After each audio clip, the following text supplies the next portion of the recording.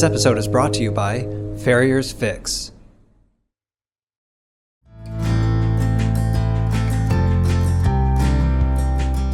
Hi everyone, I'm Frankie Terriot-Stuess, joined by Lynn Szymanski, and on this episode of Behind the Barn, we sit down to speak with Michael Jung. Michael Jung is a world-renowned German equestrian celebrated for his dominance in eventing. He's the first rider in history to simultaneously hold Olympic gold and European titles, marking a historic achievement in the sport. Jung won individual Olympic medals in the 2012 London and 2016 in Rio, of course, and also contributed to Germany's team gold in 2012. He's also claimed multiple FEI World Cup titles, is one of the only eventers to ever win the highly coveted Grand Slam of eventing, and in addition to several other five-star victories, is a four-time winner at the Defender Kentucky 3-day event, cementing his legacy as one of the greatest eventers of all time. But before we chat with the legend himself, we take a moment to thank the sponsor of this episode, Farriers Fix. Farriers Fix is a therapeutic hoof oil designed to support and maintain the overall health and horse's hooves. We can learn more at farriersfix.com. So with that said, we proudly welcome Michael Jung to Behind the Barn 2025. Welcome to the show, and thank you so much for joining us from across the pond. Thank you very much for your invitation.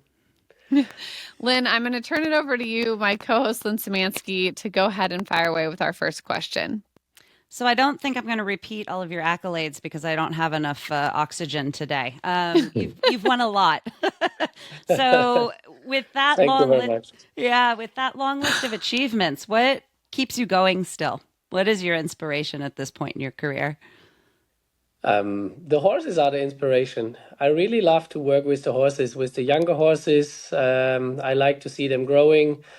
I have a few foals now from Rokana, and I'm still dreaming to compete one time in a big show with my own bred horse. So I just love to work with the horses, to train them, to go to the shows, and to bring the best out of the horses to show on the big shows. And do we expect to see you in eventing for a long time? I know you're transitioning more over into the show jumping now. Do you want to keep a foot in both for a long period of time? I definitely want to do both of it. I really love the eventing sport, but around my place is not so much eventing competitions, so it's perfect for me to do both, to go to a few show jumping shows. My stable is a little bit half and half with show jumping horses, eventing horses, so this is actually, I think, a very good thing for me. And was there a specific moment earlier in your career when you knew that you could be the best in the world? Like, was there a time when you thought to yourself, wow, I'm really good at this, and I think I could make this not only a career, but be the very best, as so many have regarded you to be? I don't know. It's always nice to win a competition, you know. I'm more looking to myself. I always want to get better and better, and always want to learn, and I always want to get a good partnership with the horse. I always want that it looks nice, and that the horse can understand me, and I can understand the horse with very in every little detail. And I always try to get better for myself. So I'm not always looking just to be the best of everyone. So I'm also happy if I have a super round on a show, but I'm on a 10th position, you know, if I have a good feeling. Sometimes it's better to have a good feeling and not winning than to win and have not a good feeling, you know. This is the feeling with my horse together is the most important thing for me. And then with the time, for sure, then after the World Games, after the Olympic Games 2012 in London, this is so unbelievable and so nice memories. And I'm very thankful to all the people they helped me to get there. It's not just me. Okay, it's the horse and me are winning the championship, but it's so many people around that. It's a team competition. It's a team win. So I'm very thankful for everyone. They helped me to get there. We know that you've been very successful here a few times, and this year you're coming in to defend our Kentucky 3-day event as a strong favorite to win. We've talked to a few of your fellow competitors that have mentioned you once or twice. What is it that brings you back to this horse park so many times, other than the obvious, which is you'd like to win and take home a nice purse? I really love Kentucky. Everything around the competition. The place is wonderful. The competition is super. The ground is super. The stadium is nice. You can prepare the horses. You have so many places. You have super ground, and everything is really fantastic for the horses. And the park is so huge. It's a very nice feeling to gallop around the cross country. It's a very, very tough course. It's a 5-star. It's one of the biggest courses. You need to be very well prepared. This year with Fisher Chipmunk, I think he's in a very good shape. He had a lot of experience. He's getting older, but he's very strong, I think, and I'm very looking forward to have a really good week. Well, you've been so many times, as Lynn said, so I have a follow-up question to that. Just, we always get to see your family at this event. I know your brother lives quite far away from you. And, he's not necessarily in horse sports the way you are, though he has a background in it. How special are those moments now, looking back on them, because you also have a family of your own now with children? How special are those little moments in between with your family at an event like Kentucky, where maybe there's not as much hustle and bustle as there might be at one of your hometown events? And so to come over with your family and get those little moments with them. This is very nice, and I really love it, and it's very good for me on every show, but especially on the bigger shows. I think it's very important for me to get sometimes not the whole day thinking about the competition, to have sometimes just the family around you, and it takes you a bit off the pressure, and you just can have a nice evening, a bit relaxing time between. This is very important, and I think it helps me a lot.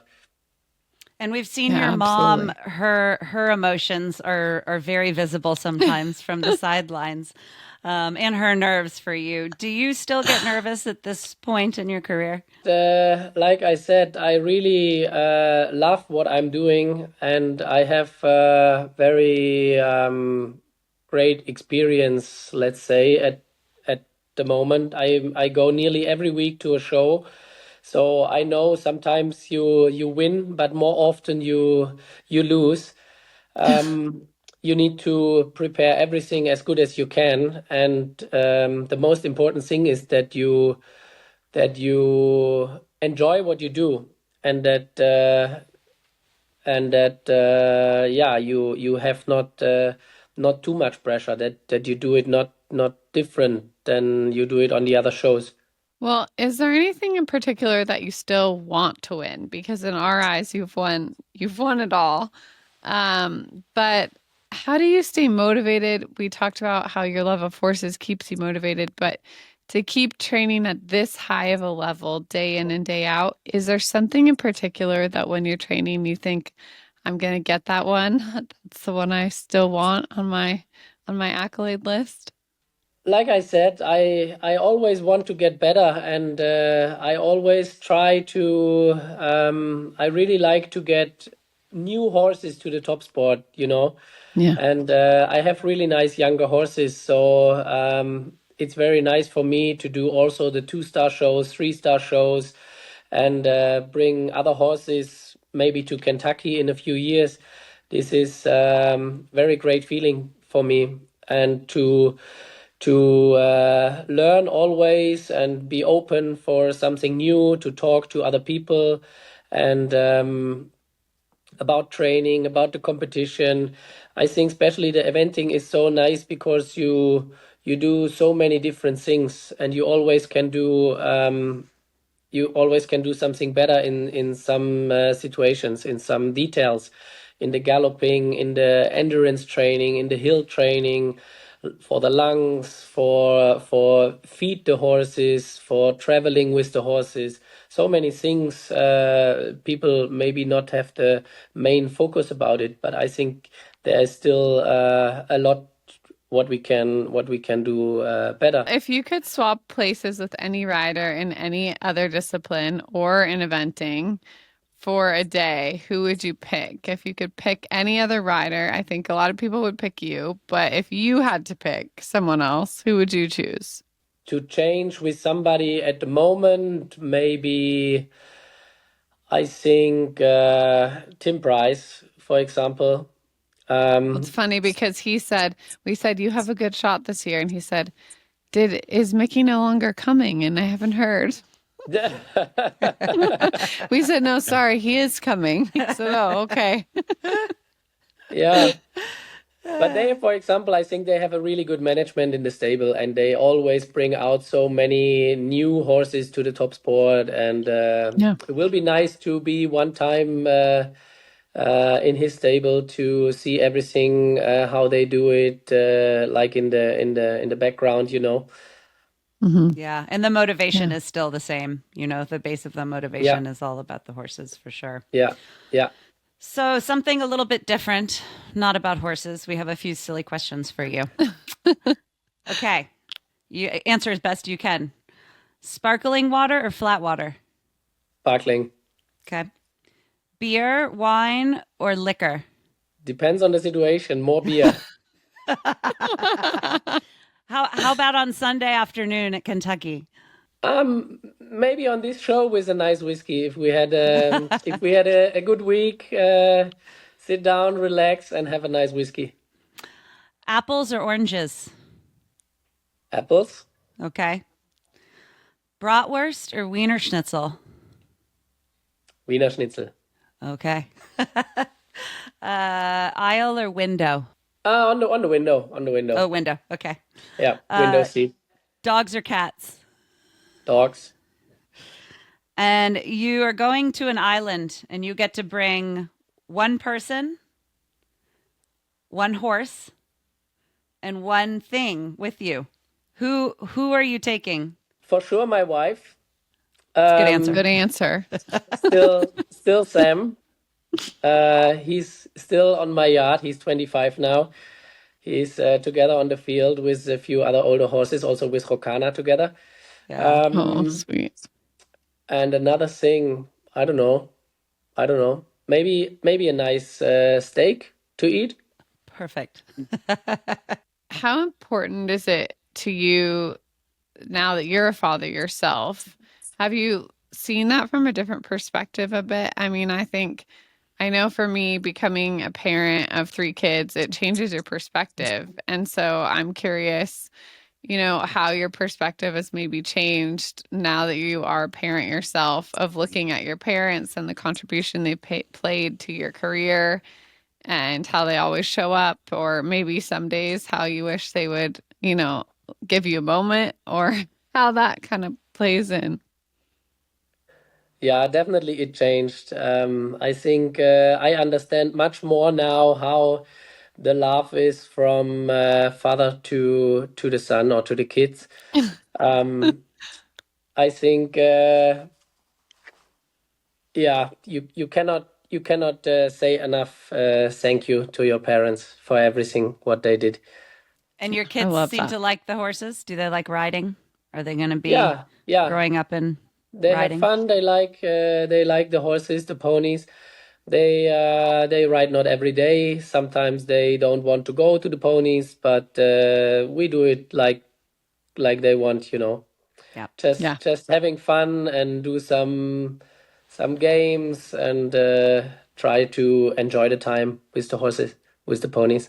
I would think it would be very intimidating for some poor person selling a pony to have Michael Jung show up at your yard to evaluate their pony. They are very calm and very, very good to the kids. And that's not so easy to find. Better than the ponies Lynn and I had. We ended up graduating just to horses because we couldn't find calm ponies. Yeah. That's really difficult. They're probably very well trained in his yard, though. Yeah, probably better than ours. All right. Well, I don't want to say this. No. The most of the time they are on the field, and one of them is just 5 this year, though they are really young. But we get them from good friends, from a good connection, and we know that they have a good mind. All right. Well, we think the fans have the best questions. So we have a few for you from the audience. The first one was from the Kentucky social media page. And Emery Reagan writes, "Dear Mickey, are you bad at anything?" I just do what I like. So if you're bad at it, you don't do it at all. No. I love the honesty there. Good answer. I cannot paint. I cannot paint a horse, for example. This is very difficult. Okay. Leslie from Delaware in America, she asks, do you have any lucky charms or something you do before a ride all the time, like a superstition? No, not really. So for sure, I have my routine. I have my gloves always the same. I have my people routine. They prepare the horses, and we're doing the things together. But for sure, I think it's very important to get through the course again. So before I get on the horse, I try to sit in a chair or something, be calm, and try to repeat the course. Well, Jenny from South Carolina, also in the U.S., asked, most people would choose Sam if they could ride any horse in the world. If you were to choose any horse in the world that's not in your stable to ride, who would you pick? One of the show jumping horses, maybe King Edward. I want to feel how his power is on the fence. For eventing. Definitely the one who's winning Kentucky. So his own horse. Only his own horse. We will see. Fine. Fair. He's very consistent in his answers, Frankie. You're not going to get another one. I know he is. He's so good. We are so excited to have you back again, and you've been here so many times. Can you leave us with one last thought, and all of the viewers with one last thought as you are going down that ramp, preparing for that final jump round on Sunday? What is going through your head other than, well, it's either my day or it's not? Is there anything else you're thinking just to give yourself the best possible chance? I try to focus, to concentrate, and do the best what I can. Like I said, the feeling for myself to have a really good round and have a really nice jumping round. It's sometimes more important. So I try to do everything right, to concentrate and to help my horse as good as I can.